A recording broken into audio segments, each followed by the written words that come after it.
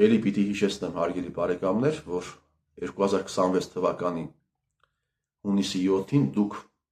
մասնակցում եք ոչ թե կառավարության ընտրություններին, այլ պարլամենտի ընտրություններին։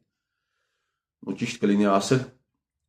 Հայաստանի Հանրապետությունում ընտրական իրավունքը բացակայում է, այստեղ կա քվեարկելու իրավունք, բայց ընտրական իրավունք գոյություն չունի։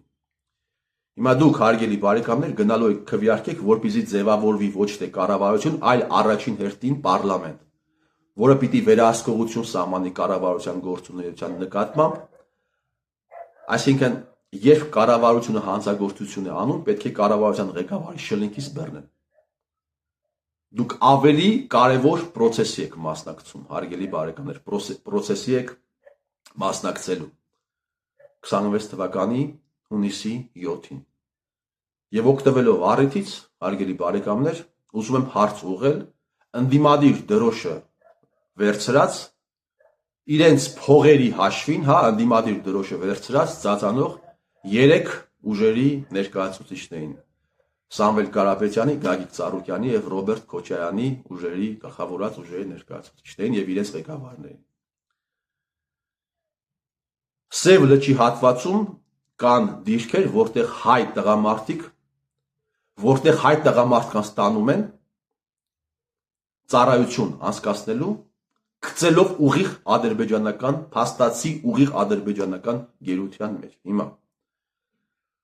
հարց Ռոբերտ Քոչարյանին, երբ է ձեր խմբակցության անդամները իմացել այս հանցագործության մասին եւ ինչ են արել իրենց վերահսկողական ֆունկցիաների շրջանակներում, սա ոչ միայն տեսական նորմ է, հարգելի բարեկամներ, որը գրված է քաղաքագիտական գրքերում, այլ սա նաեւ սահմանադրական նորմ է։ Կառավարության նկատմամբ վերահսկողություն է սահմանում պարլամենտը, սահմանադրական նորմ է։ Հիմա երբ են իմացել ձեր падգամավորները եւ ինչ են արել այս խնդրի լուծման համար։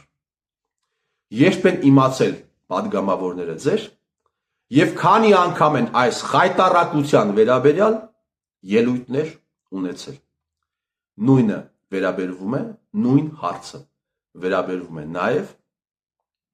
Գագիկ Ծառուկյանի այդ ցուցակի մեջ գտնվող падգամավոր գիծ падգամավորության տեխնացուներին, այնտեղ մարդիկ կան, ովքեր падգամավորության տեխնացու են եւ միաժամանակ ներկայումս падգամավորներ են։ Այս հարցին պատասխանեք, հարգելիներս։ Երկրորդ հարց։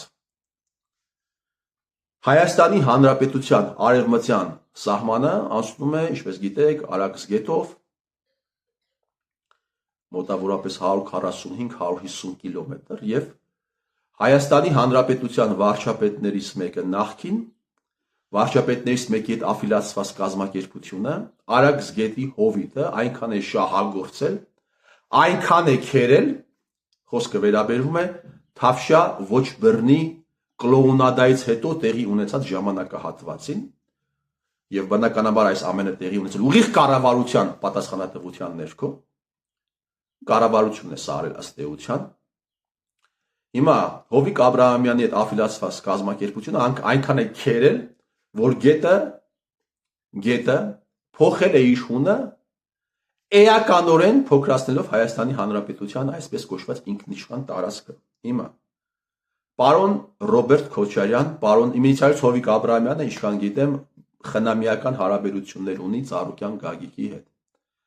Պարոն Ռոբերտ Քոչարյան, պարոն Ծառուկյան Գագիկ եւ պարոն Սամվել Կարապետյան։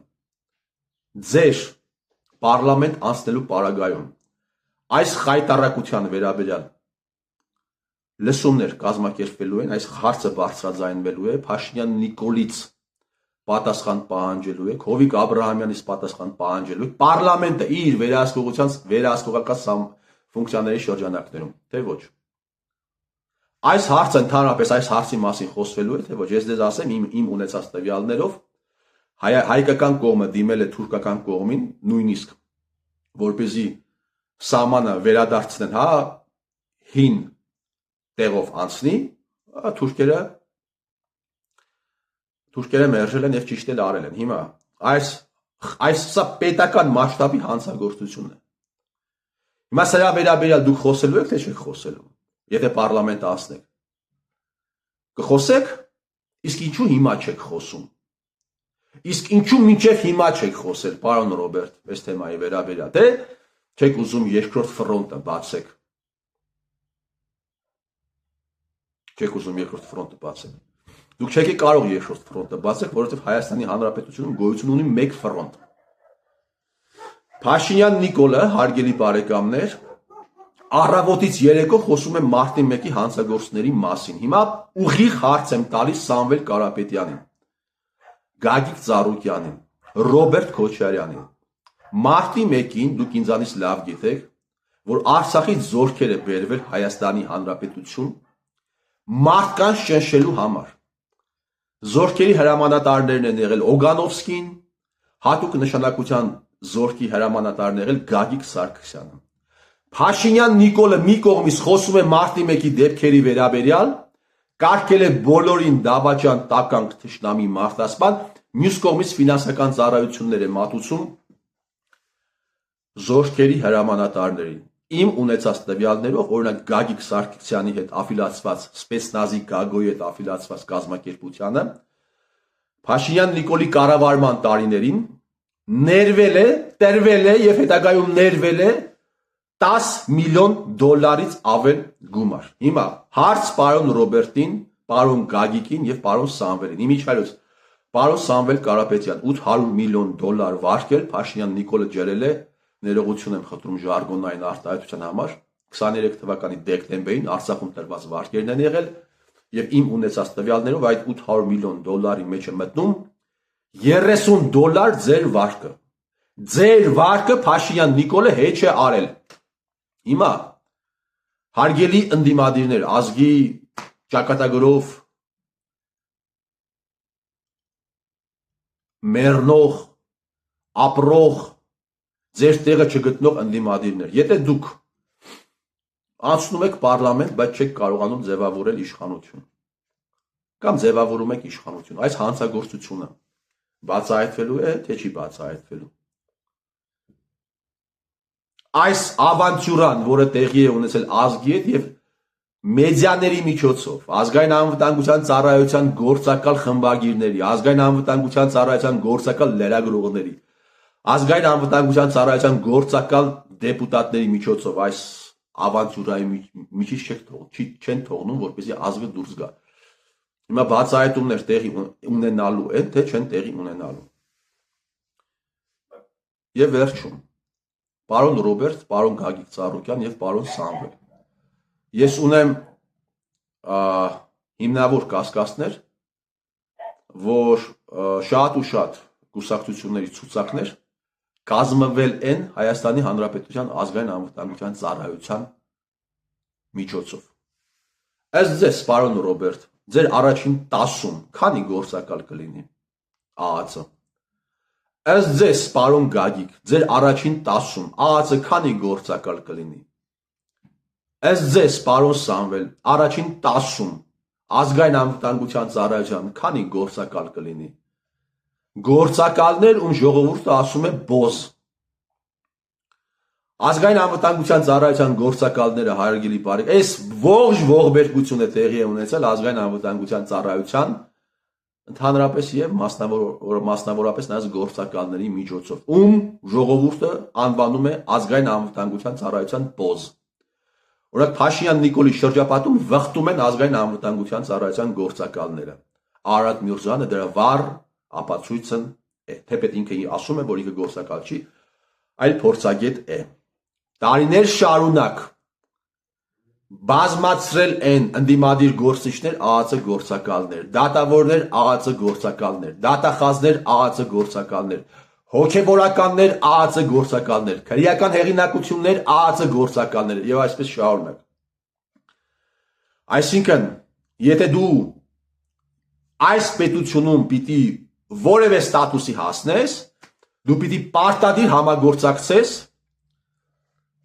որպես կանոն, լավ այսպես ասենք, որպես կանոն պիտի համագործակցես այդ հանցավոր ստրուկտուրայի հետ։ Հիմա ըստ ձեզ, քանիսն են ձեր ցուցակներում ԱԱՑ գործակալներ, դուք ինչ որ կերպ ֆիլտրել եք այդ ամենը, թե դուք այդ ամենի հետ օքեյ եք։ Ժամանակը կգա, հարգելի բարեկամներ, ելի եմ ասում, Հայաստանի Հանրապետության ներքին գործերի նախարարը Պապկանձերը կմտնի պետական հեռուստաընկերությունը եւ այն բոլոր հարցերը, որի մասին հիմա ես խոսում եմ, այդ բոլոր հարցերը բարձրաձայնելու է պետական հեռուստաընկերությունում եւ դրանից հետո դրան հետևելու են կոնկրետ գործողություններ։ Ցուցակներ են հրապարակվելու վարկառուների, ավանտյուրիստների, գործակալների, թե ինչպես են դրանք ժողովրդին գցել այս օրը։ Իսկ մինչ այդ մի քիչ էլ բարբաջեք, մի քիչ էլ արոջ արեք, մի քիչ էլ կեղեքեք, մի քիչ էլ թալանեք։ Առավոտից երեկո ասում են վաղը թուրքը կգա, այն մարդիկ, ովքեր ազգին գցել են այս օրն են գցել, այդ մարդկանց մանկլավիկները առավոտից երեկո ասում են վաղը թուրքը կգա։ Թուրքը գա, պիտի ձեզանից սովորի, թե ինչպես կարելի է այս ժողովրդին գցել այս օրը։ Դուք պիտի master class ցույց տաք թուրքերին։ Հասկանում եք։ Դուք մարդիկ, ովքեր հեկերը վաճառել են ադրբեջանցիներին, Հայաստանի կառավարությունից կոմպենսացում են ստացել, դուք պիտի master class ցույց տաք թուրքերին։ Այսքանը։ Ես ձեր տիրոջ մերը